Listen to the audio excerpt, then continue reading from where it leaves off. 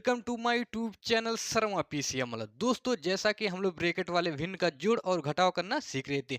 दोस्तों, मैं आज आप लोग के लिए ब्रैकेट वाले फ्रैक्शन में पार्ट नंबर 3 लाया हूँ। पार्ट नंबर 3 में मैं दोस्तों आप लोग को इस तरह से ब्रैकेट वाले भिन्न का जोड़ और घटाव बताऊंगा कि हमारा जो ब्रैकेट होता है वो हमारा राइट में ना रहकर लेफ्ट में रहे, तब उसको कैसे सॉल्व किया जाता है। चलते हैं दोस्तों, सबसे पहले हम पहले क्वेश्चन से स्टार्ट कर लेते हैं। तो दोस्तों, हमारा पहला क्वेश्चन है ब्रैकेट में मैंने 6/2 और ब्रैकेट बंद और प्लस 3/5, इसको हमको सॉल्व करके इसका फाइनली उत्तर हमको बताना है। तो चलते हैं फटाफट इसको हम सॉल्व करना शुरू करते हैं। ठीक है, सबसे पहले दोस्तों हम बराबर का सिंबल लगा देंगे। अब इधर दोस्तों हमारा कितना है, -6/2, तो इस -6/2 को हम ऐसे उतार देंगे और बीच में प्लस है तो प्लस का सिंबल लगा देंगे और इधर 3/5 है तो लिख देंगे 3/5। यहाँ दोस्तों ये हम गलती नहीं करेंगे कि प्लस माइनस यहाँ पर हम क्या कर दें माइनस, ये हमारा गलत हो जाएगा। दोस्तों पिछले वीडियो में प्लस माइनस हमारा माइनस होता था, लेकिन उसमें दोस्तों जब इस तरह से जैसे 3/5 हो जाए और प्लस यहाँ -6/2,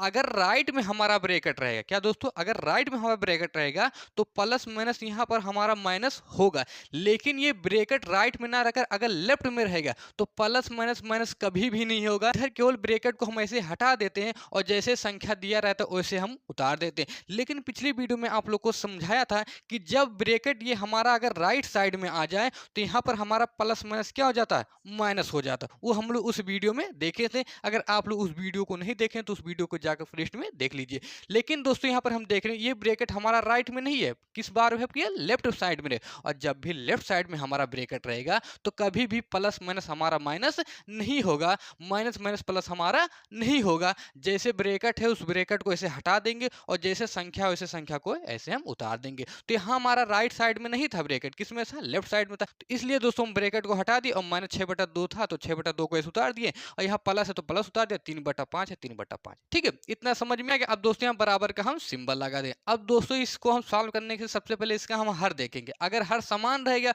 तो ऊपर वाली संख्या को दोनों को जोड़ देंगे। अगर हमारा ये हर समान नहीं रहेगा तो हम उसको दो तरीके से लगाते हैं। एक तो हम एलसीएम लेके निकालते हैं, एक हम क्रॉस मल्टीप्लाई करके निकालते हैं। तो यहाँ पर दोस्तों हम देख रहे हैं इसका हर हमारा क्या विपरीत है, एक जैसा नहीं है। यहाँ पर 2 है, यहाँ पर 5 है, इसका मतलब समान नहीं है। तो जब समान नहीं रहता तो क्या करते हैं, हम क्रॉस गुणा कराते हैं। इसका इसमें करा कर लिखेंगे और इसका इसमें। तो चलते हैं क्रॉस गुणा ही हम करा लेते हैं। अब दोस्तों हम 5 गुणा 6 में कराएंगे तो हमारा कितना आएगा, 30 आ जाएगा। 5 6 30, तो लिख देंगे यहाँ पर दोस्तों 30। लेकिन इसके आगे यहाँ पर माइनस है तो यहाँ पर हम क्या लगाएंगे, माइनस लगा देंगे।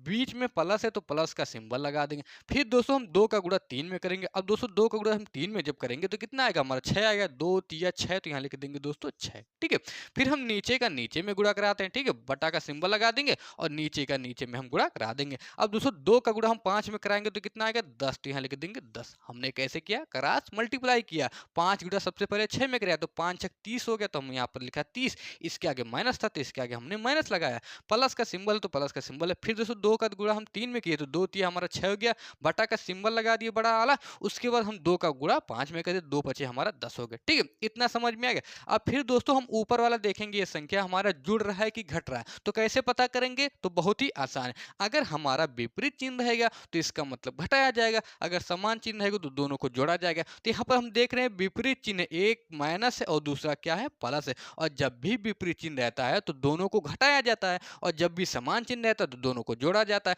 तो यहाँ पर हमारा विपरीत चिन्ह है, इसका मतलब क्या किया जाएगा, घटाया जाएगा। अब दोस्तों हम 30 में से जब 6 को घटाएंगे तो दोस्तों हमारा कितना आएगा, 24, तो यहाँ लिख देंगे 24। ठीक है, घटाने के बाद एक चीज हम दोस्तों और देखते हैं कि इन दोनों संख्याओं में कौन सी संख्या हमारा बड़ा है। तो हम दोस्तों यहाँ देख रहे हैं 30 बड़ा है तो उसके आगे माइनस हो तो यहाँ पर दोस्तों माइनस लगाएंगे। ये दोस्तों हमारा रूल होता है, जब भी घटाओ अगर उस संख्याओं में से जो संख्या हमारा सबसे बड़ा रहेगा अगर उसके आगे माइनस है तो माइनस उतार दो, अगर प्लस है तो प्लस उतार दो। तो यहाँ पर दोस्तों हमने देखा विपरीत चिन्ह है तो इसका मतलब घटाया जाता है। अब दोस्तों हमने 30 में से 6 को घटाया तो 24 तो आया, लेकिन 30 हमारा क्या था, बड़ा था और उसके आगे माइनस है तो हमने माइनस लगा दिया। अब बटे में नीचे दोस्तों क्या बचा है, 10, तो बटे में हम दोस्तों लिख देंगे नीचे 10। ठीक है, इतना समझ में आ गया। इतना होने के बाद दोस्तों फिर इसको हम चेक करेंगे, अगर कटने की स्थिति में तो काट देंगे और कटने की स्थिति में नहीं तो छोड़ देंगे। तो दोस्तों हम देख रहे हैं 2 से हमारा कट रहा है। क्यों कट रहा है, क्योंकि 2 के टेबल में 10 भी आता है और 4 भी आता है। इसका मतलब दोस्तों 24/10 हमारा 2 से कट जाएगा। तो चलते हैं इसको 2 से काट लेते हैं।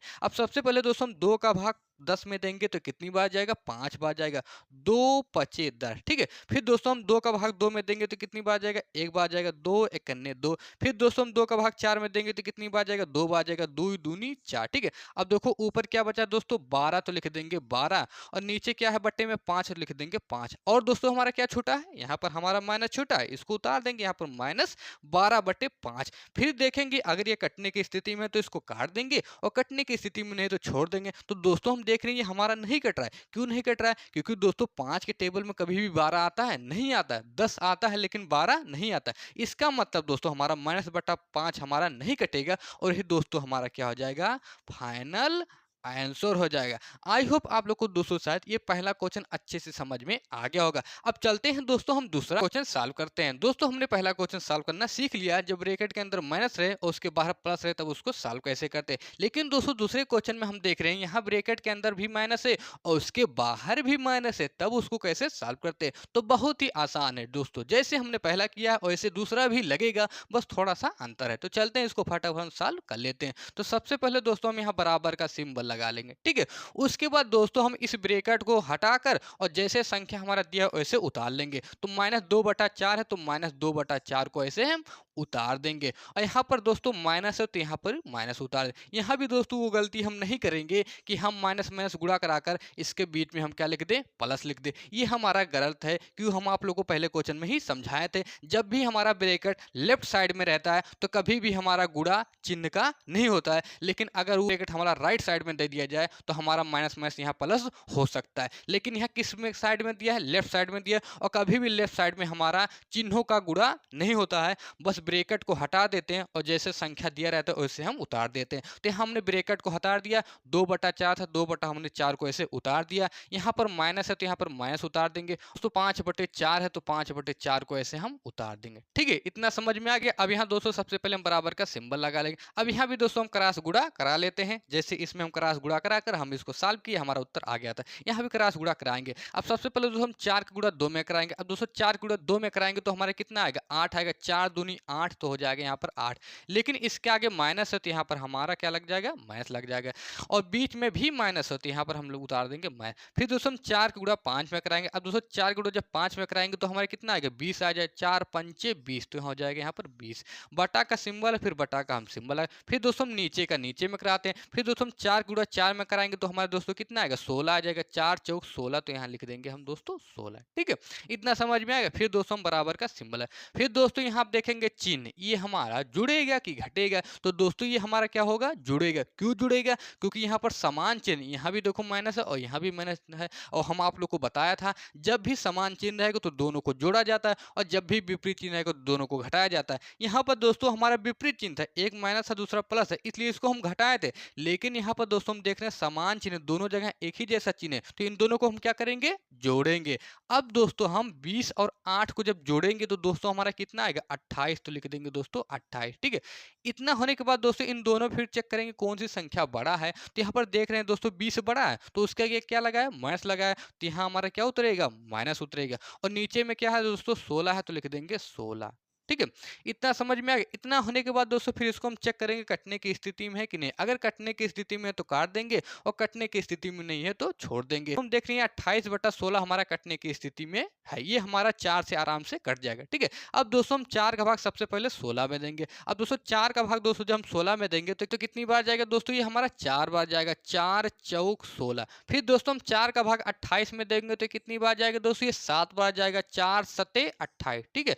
अब ऊपर में 7 है तो लिख देंगे दोस्तों 7, और इसके आगे यहाँ देखो क्या बचा है दोस्तों, माइनस, तो माइनस उतार देंगे, और नीचे में दोस्तों हमारा क्या बचा है, 4 तो लिख देंगे 4। इतना होने के बाद दोस्तों फिर इसको चेक करेंगे, अगर कटने की स्थिति में है तो काट देंगे, और कटने की स्थिति में नहीं तो छोड़ देंगे। तो दोस्तों हम देख रहे हैं 7/4 हमारा नहीं कट रहा है। क्यों नहीं कट रहा है, क्योंकि दोस्तों कभी भी 4 के टेबल में 7 नहीं आता।